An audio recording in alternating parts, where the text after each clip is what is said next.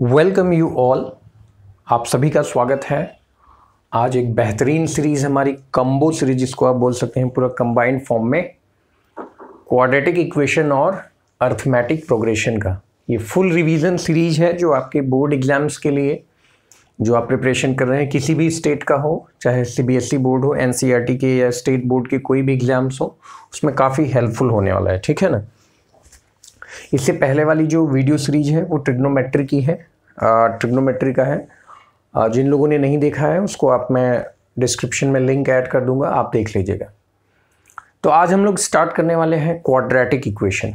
First of all polynomial chapter में उसका भी रिवीजन आएगा, बट अभी मैंने जिस तरीके से प्लान किया है कि जो छोटे चैप्टर्स हैं उनका कंबाइंड रिवीजन करा दें ताकि आपका टाइम वेस्ट ना हो, आप छोटे ही लेंथ की वीडियो में पूरा कंप्लीट रिवाइज कर सकते हैं। अच्छा, एक रिक्वेस्ट ये है कि आप इसको केवल देखें ही ना, बल्कि साथ में नोट्स बनाते चलें। जैसा कि मैंने हमेशा ही कहा है कि कोई भी अगर आप वीडियो इन्फॉर्मेटिव देख रहे हैं तो आप ज़रूर उसके नीचे आप अपना एक नोट्स बनाते चलें, ताकि एट द एंड आप ये रियलाइज़ कर पाएँ कि हाँ आपने क्या सीखा। ठीक है ना। चलिए, quadratic equation. Quadratic equation is a type of a polynomial. हमने पॉलिनोमियल पढ़ा है ना, जिसमें हाईएस्ट डिग्री कितनी होती है, डिग्री जो वेरिएबल होता है उसकी डिग्री कितनी होती है, 2। तो क्वाड्रेटिक इक्वेशन का जो स्टैंडर्ड फॉर्म है ax² + bx + c = 0 where a does not equal to 0। क्यों लिखा है a does not equal to 0? ये कंडीशन है। इफ a विल बी 0, अगर a 0 हो गया तो सोच के देखिए, 0 × x², 0 × x², this will become 0। तो ये 0 हो जाएगा पूरा, ये वाला पूरा कंप्लीट टर्म 0 हो जाएगा। तो बचेगा क्या, bx + c, and bx + c = 0। This is not a quadratic equation. ये क्वाड्रेटिक इक्वेशन है नहीं, क्योंकि यहाँ पे x की हाईएस्ट पावर कितनी है, 1। सो this is the linear equation, जो कि आपने चैप्टर 4-3 में पढ़ा होगा, लीनियर इक्वेशन इन 2 वेरिएबल, इस तरीके से। तो क्वाड्रेटिक इक्वेशन को डिफाइन रखने के लिए, a quadratic equation is a type of equation in which a polynomial has a highest degree 2 and which can be written as ax² + bx + c = 0 where a does not equal to 0 और a, b, c ये तीनों क्या है, coefficient है। कैसे, x² का coefficient क्या है, a, x का कोफिशिएंट क्या है, b, and c is a constant. आप यूँ कह सकते हैं कि यहाँ पे x⁴ 0 है, जैसे ये 2 है पावर, यहाँ पे 1 है, और यहाँ पर अगर नहीं है तो x का पावर क्या होगा, यहाँ पे 0। तो स्टैंडर्ड फॉर्म समझ में आ गई। Now next, method of solving quadratic equation. यहाँ मैंने 3 मेथड लिखे हैं। क्यों लिखा है, आप मेरी बात सुनिए। मैंने यहाँ पर अभी एक भी क्वेश्चन नहीं लिखा है, सिर्फ आपको बता रहा हूँ कि क्वाड्रेटिक इक्वेशन को सॉल्व करने के लिए आपके पास टोटल 3 मेथड हैं। फर्स्ट जो आपने पढ़ा होगा, factorization method, second complete square method, और थर्ड श्रीधराचार्य मेथड। इसी को आप क्वाड्रेटिक इक्वेशन फॉर्मूला भी कहते हैं, जो कि मैंने नीचे लिखा है। तो ये तीनों मेथड जो हैं आपके, तीनों इंपॉर्टेंट हैं और तीनों ही सिंपल हैं। सबसे बड़ी बात है, ये बिल्कुल फॉर्मूला बेस्ड है। जो फैक्टराइज नहीं होते, फैक्टराइज जो होते हैं उनको भी आप इससे सॉल्व कर सकते हो, बट ऐसे क्वाड्रेटिक इक्वेशन जो फैक्टराइज नहीं होते, गुणनखंड विधि जिनको आप बोलते हैं, उनको आप इससे सॉल्व कर सकते हो। कंप्लीट स्क्वायर मेथड भी है, सिंपल ही है। तो हम क्या करेंगे, अभी हम रिवीजन वाला वीडियो देख लेते हैं, पूरे नोट्स प्रिपेयर कर लेते हैं चैप्टर वाइज। जो जो चैप्टर लगेगा हाँ इसके रिवीजन नोट्स आने चाहिए, रिवीजन फुल रिवीजन हो, मैं उन्हीं के कराऊंगा। अब जैसे कंस्ट्रक्शन, तो इस चैप्टर का रिवीजन करने जैसा नहीं है कि मैं बोर्ड पे ड्रॉ करूं, आप उसको बाकायदे खुद प्रैक्टिस कर सकते हैं। तो हम उन्हीं के चैप्टर्स को करेंगे और फिर एक प्रैक्टिस सेशन स्टार्ट करेंगे बोर्ड के। उसमें ज़्यादा नहीं, हर चैप्टर से 2-2, 3-3 क्वेश्चन ही होंगे, लेकिन अव्वल दर्जे के होंगे, मतलब अच्छे क्वेश्चंस होंगे, ताकि आपका फुल प्रैक्टिस हो जाए। आप एक ही क्वेश्चन करो, 3-4 कॉन्सेप्ट क्लियर हो जाए। ठीक है ना। चलिए, ये हो गया आपका फैक्टराइजेशन मेथड, कंप्लीट स्क्वायर, ये दोनों हम बाद में देखेंगे। श्रीधराचार्य मेथड का फॉर्मूला है, यहाँ पे x² के सामने जो a था उसको हमने कंप्लीटली क्या कर दिया है, डिवाइड कर दिया है। ऐसा करने से फिर हम इसमें मेथड ऑफ परफेक्ट स्क्वायर लगाते हैं और ये फॉर्मूला डिराइव करते हैं, ठीक है ना। Now this is x equal to minus B, here it is written plus minus. इसका मतलब एक बार हमको x equal to minus B plus root B square minus 4ac upon 2a, और एक बार minus B minus root B square minus 4ac upon 2a। तो ये दो रूट्स मिलेंगे। दो रूट्स क्यों मिलेंगे? क्योंकि x की डिग्री कितनी है यहाँ पे 2, तो जितनी ज्यादा वेरिएबल की डिग्री होगी, मतलब जितना होगा यहाँ पे उतने ही रूट्स मिलेंगे। This is the fact, right.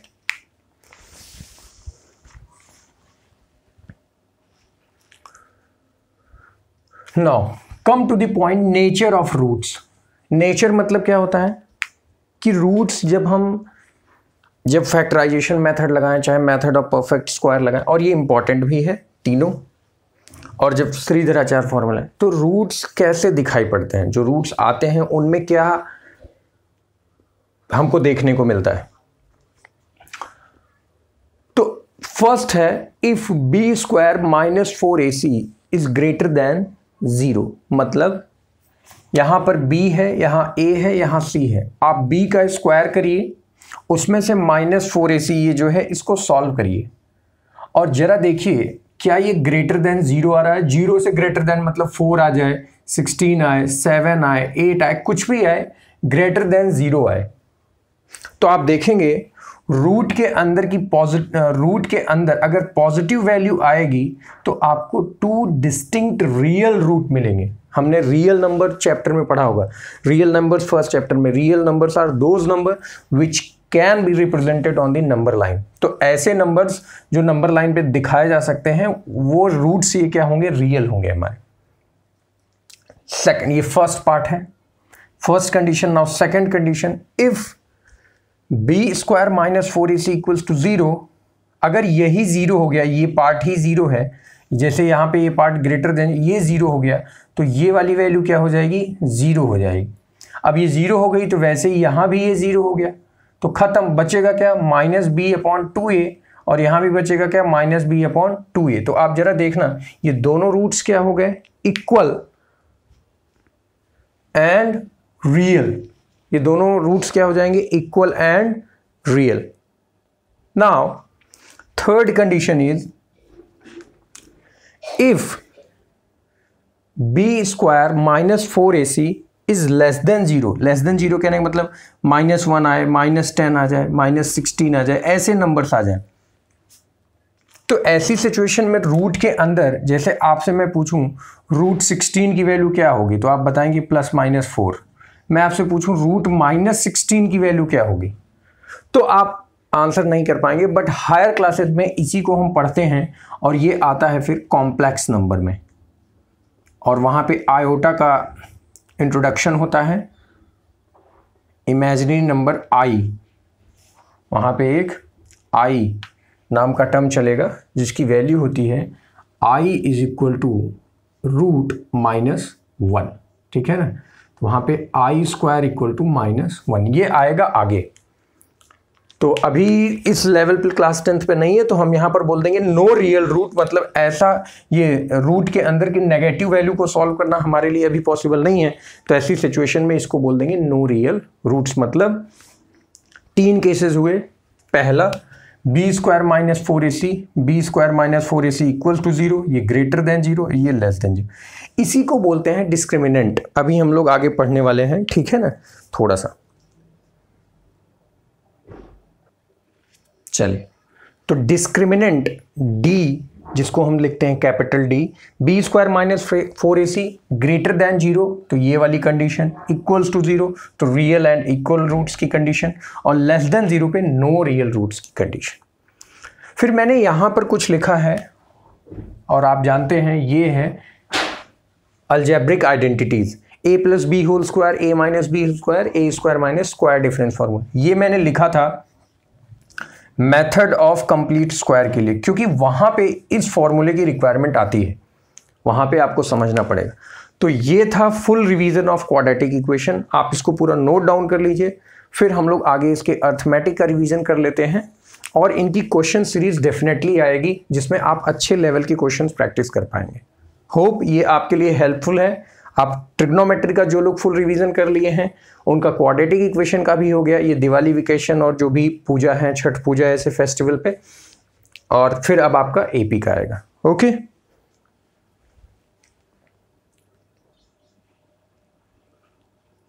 so now we are going to discuss the full revision of arithmetic progression।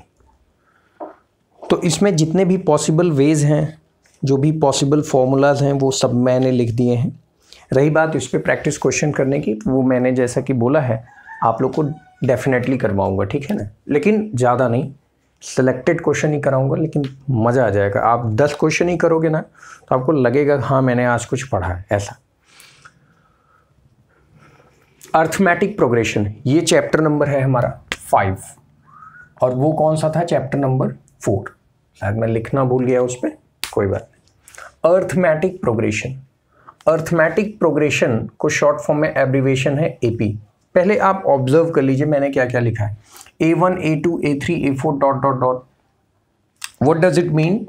A1 A2 A3 these are the terms, ये क्या है, टर्म है। जैसे ये फर्स्ट टर्म है, second term, third term, fourth, फिर ये last term है। AN मीन्स लास्ट टर्म, आप ऐसा समझो, क्योंकि आगे अभी आपको इस चीज़ की जरूरत पड़ेगी तो मैं इसलिए लिख दे रहा हूँ। AN means last term. L, इसको हम क्या लिख देंगे, L, क्योंकि ये सबसे लास्ट में पढ़ रहा है ना, और उससे पहले वाला क्या होगा, उससे जस्ट एक टर्म कम, तो n-1। आपने कंसेक्यूटिव नंबर एज्यूम किया होगा क्लास 8th में, 3 कंसेक्यूटिव नंबर्स, कुछ भी ऐसे क्वेश्चंस किए होंगे ना जहां पे आपने कंसेक्यूटिव नंबर्स एज्यूम किए होंगे। तो यहां पर क्या है, x, पहला टर्म क्या है x, तो उसके बाद वाला क्या है x+1, उसके बाद वाला x+2, फिर उसके बाद x+3। इस तरीके से नंबर्स क्या हो रहे हैं, देखिए ऐड होते चले जा रहे हैं।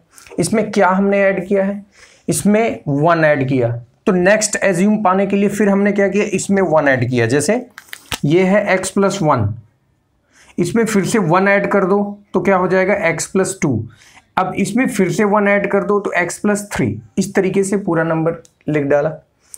3 7 11 15 4, इसमें क्या ऐड किया है, 3 + 4 7, 7 + 4 11, 11 + 4 15 + 4।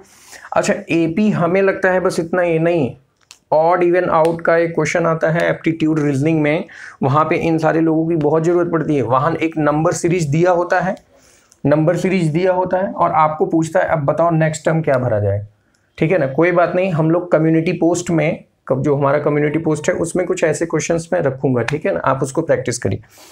यहाँ पर मैंने एक डायग्राम बनाया है छोटा सा, वो सिर्फ इसलिए बनाया है, आप एज्यूम करो कि एपी का क्या मतलब है। लेट अस सपोज आप यहाँ हो 0 पे, आप इतना स्टेप ट्रेवल करके फिर यहाँ पहुँच गए, फिर इतना और स्टेप चल के फिर यहाँ पे पहुँच गए, फिर इतना स्टेप और चल के फिर यहाँ पे, फिर सेम, मतलब आप एक फिक्स डिस्टेंस ट्रेवल कर रहे हो, एक फिक्स हाइट आप क्या कर रहे हो, देख रहे हो।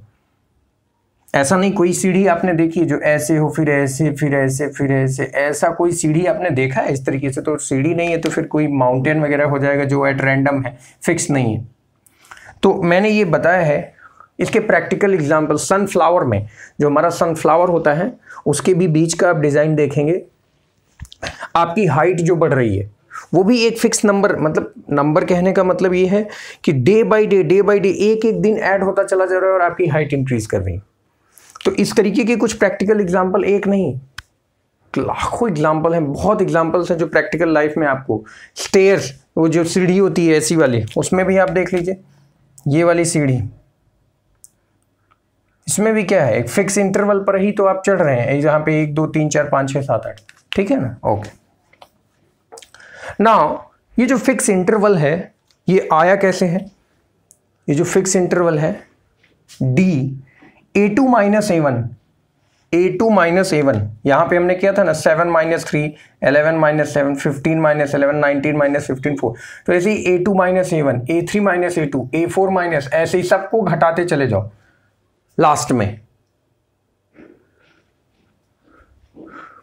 तो आपको क्या मिलेगा, D, and this is known as common difference. क्या बोला जाता है इसको, कॉमन डिफरेंस, नाम याद रखना जरूरी है, कॉमन डिफरेंस। इसको क्या बोला जाता है, फर्स्ट टर्म, क्या बोला जाता है, फर्स्ट टर्म, और इसको क्या बोला जाता है, लास्ट टर्म। तो इस तरीके से मैं एक d की वैल्यू मिलती है जो सभी आने वाले कंसेक्यूटिव नंबर्स के बीच का डिफरेंस है और वो सब में क्या है, सेम है। मींस अगर मैं कह दूं कि हमारी सीरीज का फर्स्ट नंबर a है, तो अब मैं उसमें d ऐड कर दूं, फिर उसमें फिर से ऐड कर दूं, फिर ऐड कर दूं d। इस तरीके से मैं ऐड करके एक सीरीज बना सकता हूं जो कि मैंने यहां लिखा है। और capital T means term 1, term 2, आपका एग्जाम नहीं, term 1 term 2, term 1 term 2 term 3 4 5, इस तरीके से nth तक जाना है, tnth। तो tnth टर्म के सामने मैंने ये लिखा है, जरा देखना कैसे है। अगर ये 1 है तो यहां पर d नहीं है यानी 0d, 2 है तो यहां पे 1, 3 है तो यहां पर 2, 4 है तो यहां पर 3, 5 है तो यहां पर 4। मतलब जो टर्म आपसे पूछा हो d के सामने वही वैल्यू लिखनी है, बस उससे एक कम। जैसे आपसे पूछ दे t6 तो आप कहेंगे a प्लस 6 माइनस 1 5d। आपसे कह दूं t13 तो आप कहेंगे a प्लस 13 माइनस 1 12d। तो वैसे ही अगर मैं आपसे पूछूं tn तो आप कहेंगे a प्लस n में से एक कम यानी n minus 1 into d। So this is formula my dear for nth term. Now what is the difference?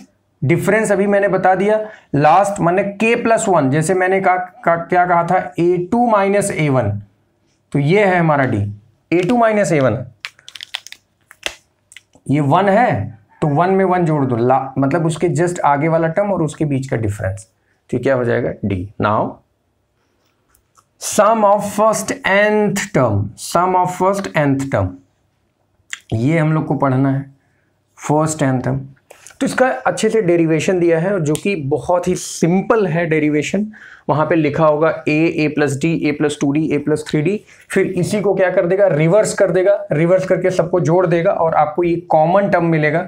तो वहां से nth टर्म का सम का फॉर्मूला हो गया n/2 bracket 2a plus n minus 1 into d। यहां तक कॉन्सेप्ट क्लियर है। फिर यहां पे एक वेरिएशन किया हूं, देखिए इस 2a को मैंने ब्रेक कर दिया दो पार्ट में, a प्लस a, तो इस a को यहीं रहने दिया। जरा इसको गौर से देखो, a plus n minus 1 into D, अभी मैंने बताया था a plus n minus 1 into D, ये कौन है, tn, tn मतलब nth टर्म, nth टर्म मतलब ये लास्ट टर्म an, देखो ये है tn, tn का मतलब लास्ट टर्म, nth टर्म, तो nth टर्म कौन है, an, और उसी को हम क्या लिख देते हैं, लास्ट टर्म l। तो मैं इतने की जगह पे क्या l नहीं लिख सकता, तो मैंने लिख दिया l, तो Sn हो गया n/2 ब्रैकेट में a प्लस l। दोनों फॉर्मूला आपको याद रखने की जरूरत है, दोनों अपनी अपनी जगह पे काम आते हैं। एक सिंपल है, अगर आपको लास्ट टर्म केवल पता हो और फर्स्ट टर्म मालूम हो और नंबर ऑफ टर्म्स मालूम हो कि n क्या है, टोटल नंबर ऑफ टर्म्स, मतलब उस एपी में कितने लोग हैं, 10 लोग हैं, 5 हैं, 25 हैं, कितने टर्म्स हैं, तो आप डायरेक्टली फाइंड आउट कर सकते हैं। Now the sum of first n positive integers, ध्यान रहे n पॉजिटिव इंटीजर्स का एक quick formula Sn equal to n bracket n plus 1 divided by 2, ये फॉर्मूला यहीं से आया हुआ है, ठीक है ना। n पॉजिटिव, वहां पर a की वैल्यू 1 हो जाएगी और लास्ट टर्म n तक है तो आप रख देंगे और आपको आराम से मिल जाएगा। d की वैल्यू भी 1 ही होती है, ठीक है ना। तो हो गया ना, देखिए ना, 2 की वैल्यू a की जगह पे 1 रख दिया 2, d की वैल्यू भी 1 होती है क्योंकि 1 2 3 इसके बीच में d कितना है, 1 का ही तो डिफरेंस है। फर्स्ट टर्म कितना है, 1, तो देखिए 2 माइनस 1, या आप ऐसे एज्यूम कर लीजिए 2 माइनस 1 1, तो n प्लस 1 ब्रैकेट, तो यहीं से आया हुआ है, ठीक है ना।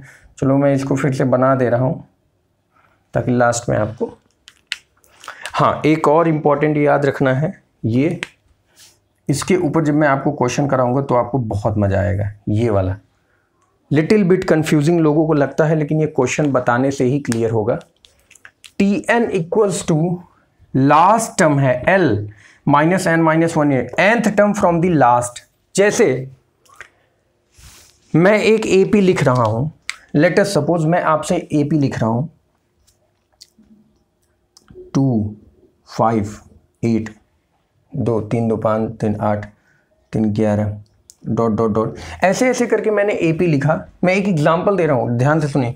लेट अस सपोज मैंने इसका लास्ट टर्म लिखा 63, से पहले 3 सब्सट्रैक्ट करूँगा तो 60, से पहले 57। ऐसे मैं आपसे पूछ लूँ, ऐसे मैं आपसे पूछूँ कि लास्ट से 6th टर्म कौन सा होगा, पीछे से लास्ट से 6th टर्म कौन सा होगा, तो आपको ये फॉर्मूला है। लास्ट टर्म आपको मालूम है कौन है, 63। nth मैंने पूछ लिया 6th टर्म, और d की वैल्यू सिर्फ आपको वही रखनी है जो इनके बीच का डिफरेंस है। 5 - 2 कितना आ जाएगा, 3, क्योंकि यहाँ पे ऑलरेडी माइनस कंसीडर्ड है। तो इसके ऊपर जब हम लोग न्यूमेरिकल करेंगे तो आपको कॉन्सेप्ट काफी अच्छे से क्लियर हो जाएगा, ठीक है ना।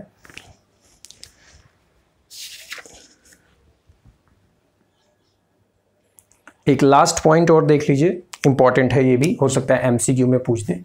If A B C are in AP, 3 number हैं और वो तीनों AP में हो, जैसे मैंने एग्जांपल लिया है 3 8 15, 3 + 5 8 + 5 13, तो हम B जो होगा, ये जो B वाला बीच वाला टर्म है उसको ऐसे लिख सकते हैं 13 + 3 / 2, 13 + 3 18 / 2, 2 8 या 16, तो कितना आ जाएगा 8 आ जाएगा। तो ये B is called arithmetic mean of A and C। तो ये आपका लास्ट टॉपिक था, और नोट टू द रीडर। तो आई होप आपका फुल रिवीजन चैप्टर 4 और 5 का हो गया है, ट्रिग्नोमेट्रिक का भी हो गया है। अगर आप ये पूरा 20 मिनट पूरे मन से आप रिवाइज कर लेते हैं, माय डियर, मैं आपको गारंटी देता हूं कि आपका कोई टॉपिक छूटेगा नहीं। Trigonometry, quadratic equation, arithmetic progression, इन सभी को मैक्सिमम आप लोग नोट्स बना के रिवाइज करिए, और आने वाले समय में मतलब नवंबर तक हमारा रिवीजन हो जाएगा कंप्लीट। छोटा ही है, दिसंबर जनवरी में फुल प्रैक्टिस करा दूंगा, आपका एग्जाम्स काफ़ी अच्छे से हो जाएगा। ओके, चलिए, thank you so much. I hope ये वीडियो आपके लिए यूज़फुल रहेगा। अपने कमेंट्स, अपने रिव्यू जरूर लिखा करें, उससे क्या है थोड़ा चीज़ें समझ में आती है, और कौन से चैप्टर्स के लिए आपको रिवीजन चाहिए उसको भी आप लोग बताइएगा। Okay, thank you so much.